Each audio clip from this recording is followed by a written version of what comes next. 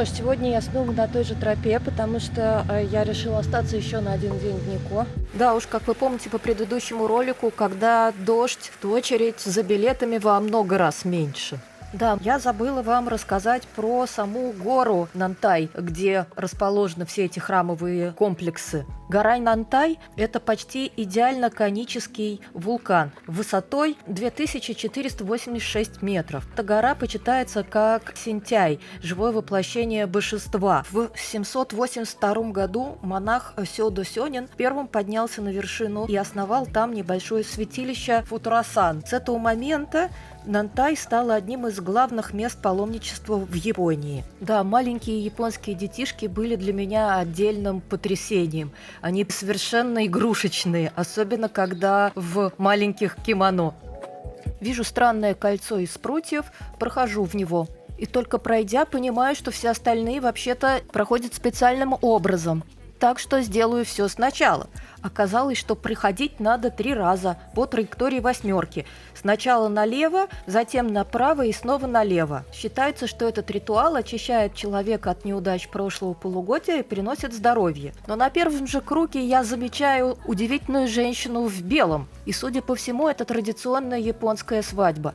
Упустить такое, конечно, я не могу, и делая вид, что я уже выхожу с территории святилища, пытаюсь незаметно заснять жениха и невесту. С видео это не очень удобно, но пара тайных фоток с телефона у меня получилась, и я их выложила в своем travel-инстаграме, ссылку на которую я обязательно положу в описании к видео. Конечно, этот балдахин фата у невесты, очень необычный. На фото в инсте у меня есть и без него кадр.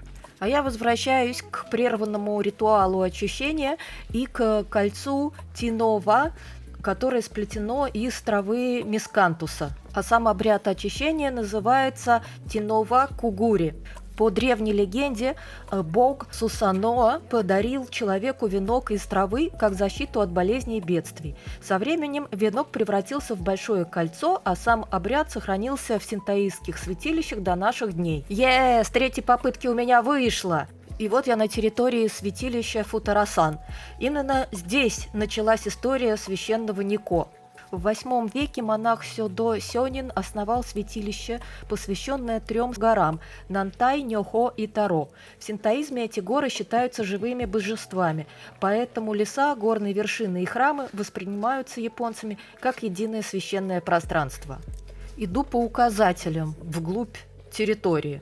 Везде можно купить разные сувениры и амулетики, а я ищу кассу на вход. А это объявление на японском, что будьте аккуратны, здесь водятся разные пиявочки, которые будут вас кусать. Я его увидела, подумала фу-фу-фу, похихикала. И что вы думали? Вечером я сняла со штанины малюсенькую пиявочку. Как же мне было омерзительно. Она, правда, была крошечная, но я даже не представляла, что бывают просто так лесные пиявки не в каком-нибудь болоте, а просто так на лесных тропах. А я ненавижу всяких червяков, змей, пиявок и всякое такое ползающее. Бррр. Представляете, это 2 пенечка. Не слабо, да? Это все, как я понимаю, японский кедр. А это павильон Синьося. В этом павильоне хранятся 3 микоси, то есть 3 переносных святилища. Во время больших праздников в них временно пребывают божества. Именно в этих микоси божества покидают храм и отправляются по улицам Нико во время знаменитых праздничных процессий дважды в год. Девушки, видимо, тоже в качестве ритуала пытаются набросить кольца на палки. Что у нас детская забава, у японца ритуал или предсказание. А это зал Дайкоку-ден, посвящен Дайкоку, одному из 7 богов счастья. В Нико его почитают одновременно как буддийское божество и синтоистское. Какая тут милейшая мышь золотая со стрелой. Она тут не просто так, она постоянный спутник бога Дайкоку и символ достатка. По старой японской традиции, если в амбаре водятся мыши, значит зерна там в избытке. А в лапах мышь часто держит хамая. Хамая – традиционная японская стрела-оберег, которая символизирует защиту от зла и неудач. А это в витрине мы видим меч Таро-Мару – один из самых больших ритуальных мечей в японских святилищах. Его длина превышает 2,5 метра, а вес более 7 килограммов.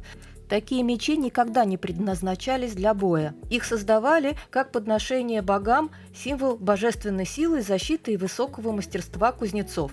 Не, ну как не дернуть за бубенчик-то, если веревочка висит?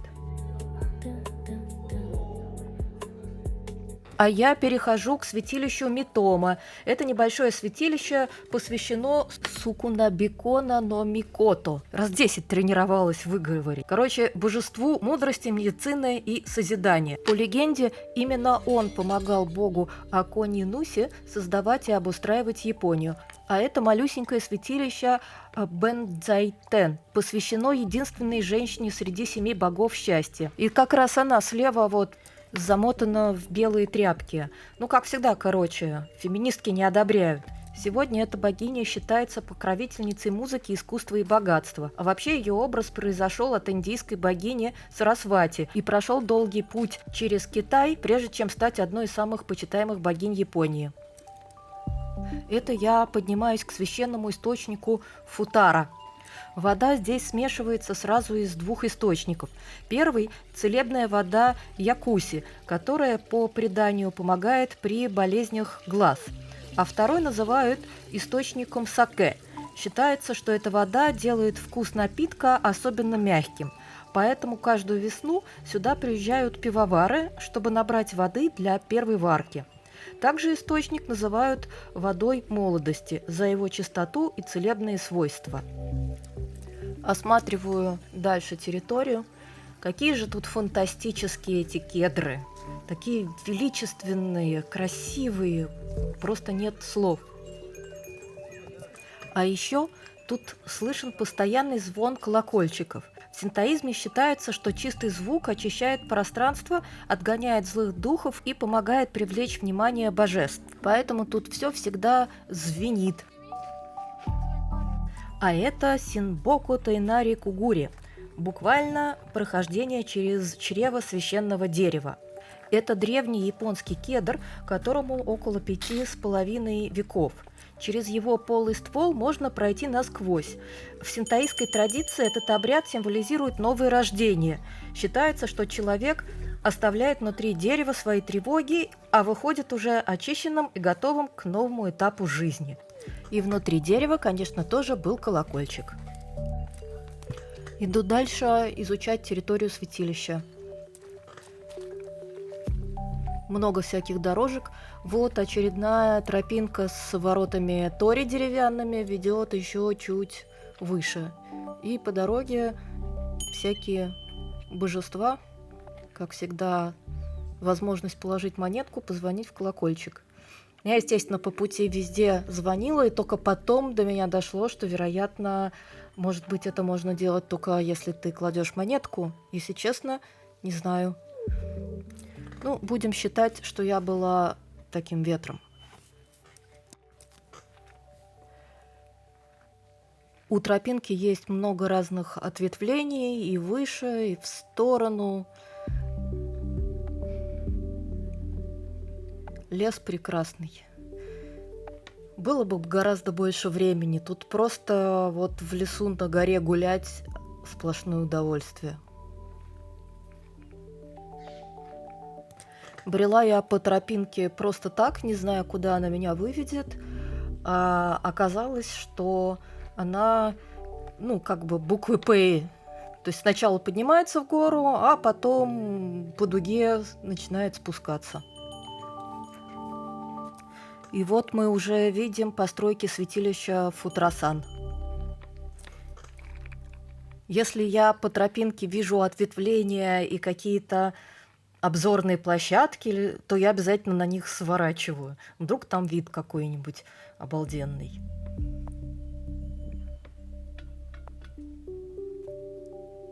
Здесь вид не сказала бы, что обалденный, но просто было любопытно. А что там?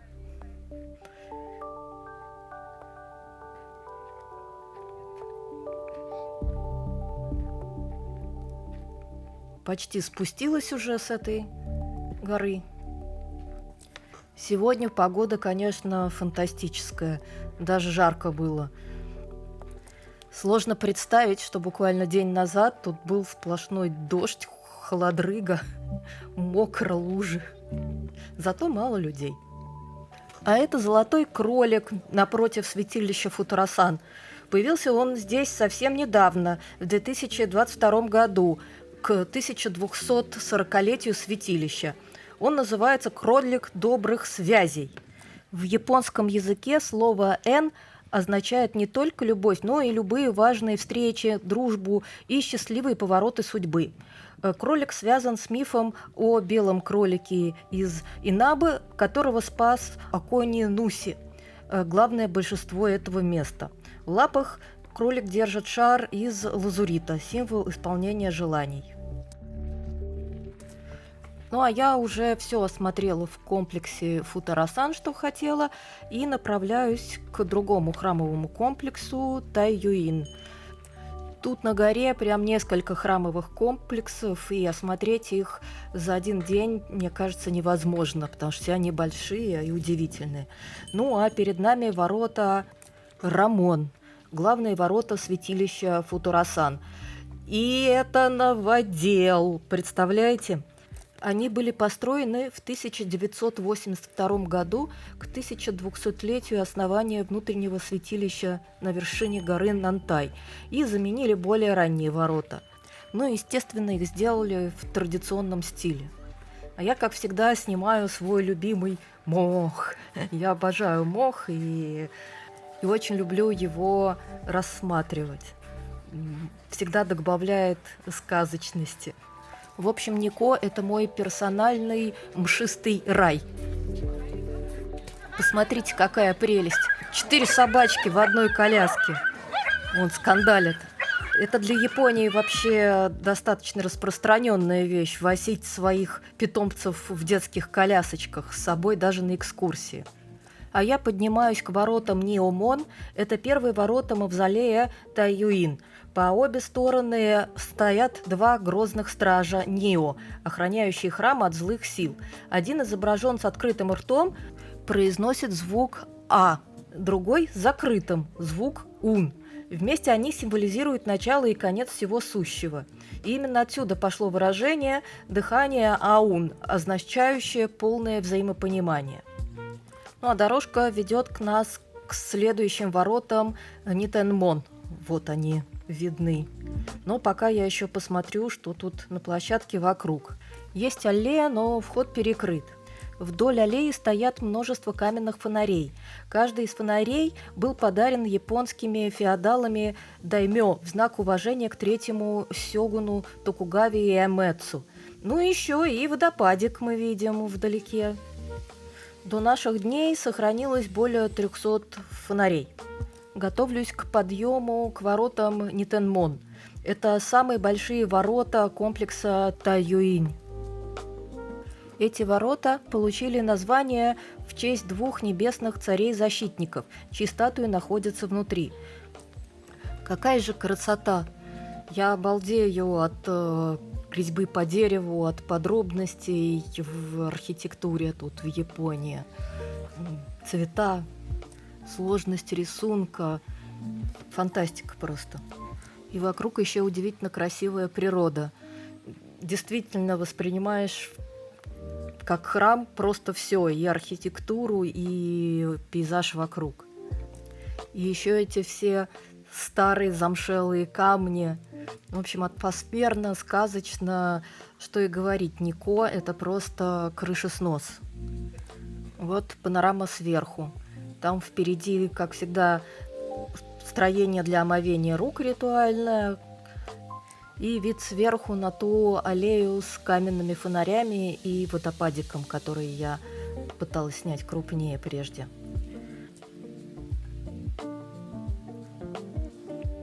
Прохожу через вторые ворота Нитенмон и продолжаю дальше свой путь к святилищу Тайюин.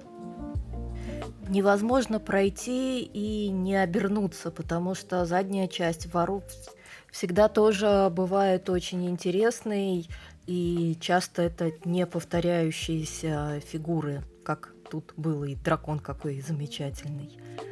Вообще, подъем к мавзолею проходит по нескольким каменным лестницам, постепенно уводящим посетителя все выше и выше в горы. Это сделано не только из-за рельефа. Архитекторы Тайюина специально превратили дорогу к мавзолею в последовательность ворот, террас и лестниц, чтобы путь к месту упокоения сёгуна ощущался как постепенное восхождение из мира людей в священное пространство. А тут еще и солнце встречное. У меня было полное ощущение того, что я поднимаюсь к священному солнцу, к белому свету. Этот слепящий яркий свет и крутые высокие ступени. Подъем, конечно, тяжелый. Я теперь понимаю, почему в Японии так много долгожителей, потому что они продолжают посещать святые для себя места и в очень сильно пожилом возрасте. С палочками еле ползут, но упорно поднимаются, преодолевая себя. А я сейчас поднимаюсь к воротам Ясямон. Это последние защитные ворота на пути к мавзолею. Название они получили благодаря 4 духам-якшам, охраняющим буддийское учение.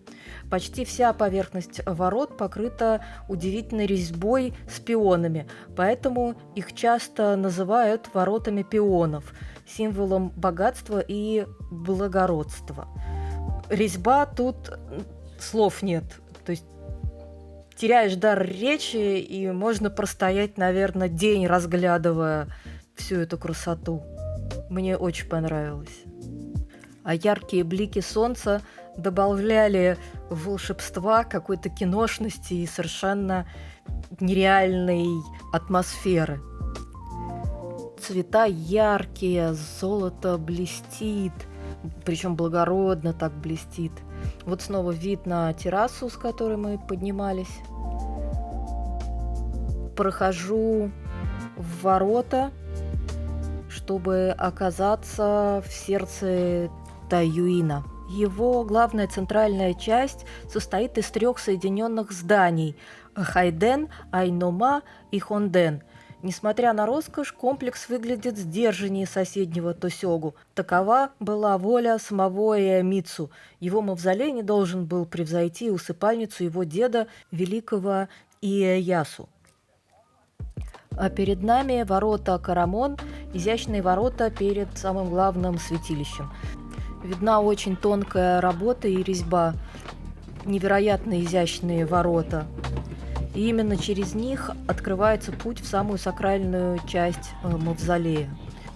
И, конечно же, в этой части съемка строго запрещена, как фото, так и видео.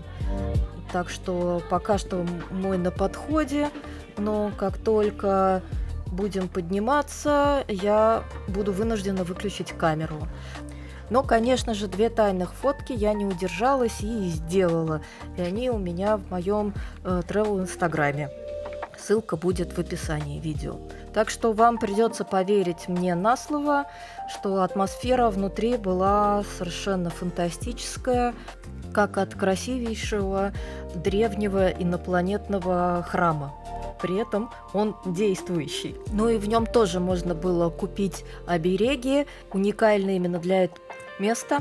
И я купила сувенир для мамы, ту самую стрелу Хамая с драконом. Напомню, что Хамая – это священная стрела-оберег, и версия из святилища Тайюина украшена восходящим драконом, символом удачи и движения вперед. Самое смешное было потом, как я объяснялась со службой охраны и досмотра в аэропорту Таиланда, в который я полетела из Японии, когда они обнаружили эту стрелу. И как я им объясняла, что это и зачем это. Но рассказ про это будет в отдельном ролике.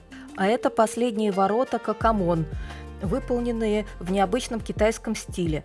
За ними находится само место упокоения сёгуна Токугавы Иэмицу. Доступ туда для посетителей обычно закрыт, чтобы не тревожить покой правителя. Ну вот, святилище Тайюиня осмотрено, буду потихоньку двигаться в обратном направлении.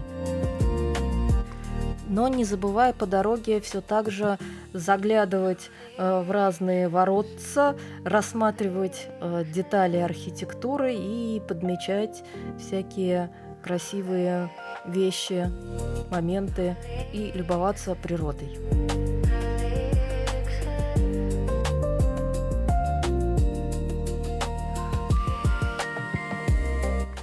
Путь обратно лежит также через все те ворота, которые мы проходили. Вот справа снова видны ворота Кукамон с тонкой резьбой. Очень красивые. Ну да, скромнее, чем в храме Тосёгу. Я, конечно, обалдела от крутизны лестницы, потому что когда я поднималась, то солнце так слепило, что, чувствовала, что лестница крутая, но не сильно виделась. А вот когда спускаешься... В общем, лестница здесь ого-го. И еще раз повторю, для поездки в Японию очень-очень желательно обзавестись хорошей, удобной трекинговой обувью, потому что ходить приходится очень много, куча подъемов, горы и везде ступени, куча лестниц. В общем, берегите свои ноги.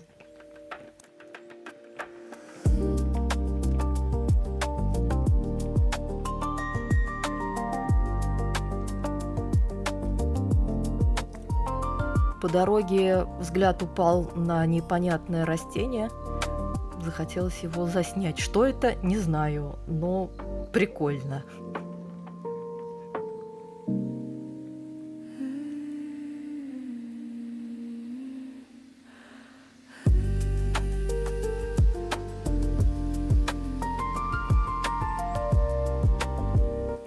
Ну и да, по всем прогнозам, в это время, когда я была в Никко, где-то в середине октября, должна была быть здесь уже активная цветастая осень. И клены, которых здесь много, должны были быть уже красными. Ну, в общем, куча цветов. Но, как вы видите, тут еще сплошное лето. И все зеленое, только изредка там несколько листочков на краю какого-нибудь единичного дерева, чуть-чуть желтенькие или там слабо оранжевые. Все. Представляю, какая здесь сногсшибательная красота именно вот осенью, когда все в красках.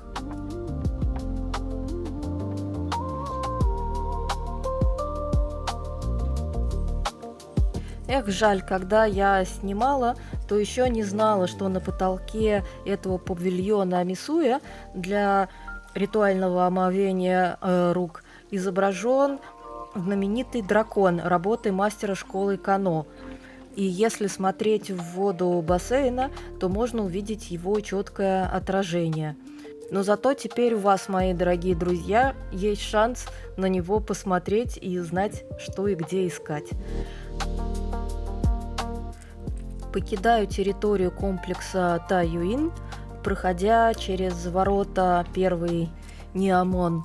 Очень рада, что приняла такое правильное решение остаться еще на один день в Никко, потому что не представляю, как я могла бы пропустить всю эту красоту, которую я увидела. И явно одного дня, как я думала, на Никко очень-очень мало. Не то чтобы все посмотреть, а хотя бы чуть-чуть. Минимум 2 дня нужно. Ну а сейчас, друзья, я буду с вами потихоньку прощаться. Спасибо большое, что были со мной на этой прогулке. По традиции YouTube ставьте лайки и подписывайтесь, если вам понравилось. У меня впереди еще много видео. И из Японии, других городов, и из других стран, в которых уже успела побывать. Спасибо вам еще раз и пока-пока!